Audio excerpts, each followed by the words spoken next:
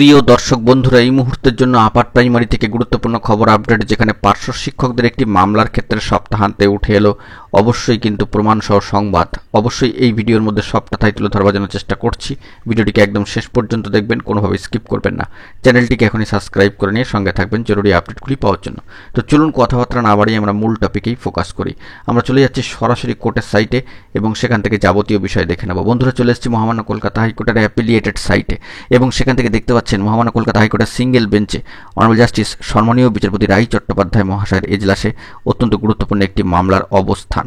সেই দিক থেকে পার্শ্ব শিক্ষক বন্ধুদের এই গুরুত্বপূর্ণ মামলার, অর্থাৎ এই একটি মামলার ক্ষেত্রে যে স্ট্যাটাস উঠে আসছে বা কোর্টের জরুরি তথ্য উঠে আসছে, একেবারে প্রমাণসহ সংবাদ, সবটা আপনারা অন স্ক্রিনে দেখতে পাচ্ছেন। ফিক্সড ম্যাটারে এই গুরুত্বপূর্ণ মামলা এখনও পর্যন্ত বহাল রয়েছে, তবে 15ই মে 2025-এর পরবর্তী ক্ষেত্রে আর কোনো প্রোগ্রেসিভ আপডেট স্ট্যাটাস এখনও পর্যন্ত কিন্তু উঠে আসেনি। অর্থাৎ আজকে কিন্তু কার্যত 23 তারিখ হয়ে যাচ্ছে, বলা যেতে পারে হাতে গুনে 15-7-22, অর্থাৎ একটি সপ্তাহ কিন্তু অতিক্রান্ত। তো সেই মিলিয়ে দেখতে গেলে সব দিক থেকে বর্তমান সময়ের এবং সিচুয়েশনের পরিপ্রেক্ষিতে এই মামলার ক্ষেত্রে কবে কি আপডেট উঠে আসবে, প্রোগ্রেসিভ আপডেট, সেটা অবশ্যই আমরা কোর্টের সাইটে ফোকাস রাখছি।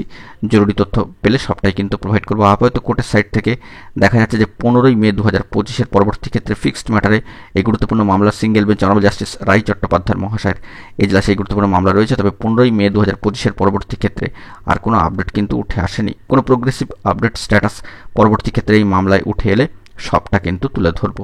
এখন এটুকুই, সকালে ভালো থাকবেন, চ্যানেলটিকে সাবস্ক্রাইব করে নিয়ে জরুরি আপডেটগুলি পাওয়ার জন্য সঙ্গে থাকবেন। ধন্যবাদ।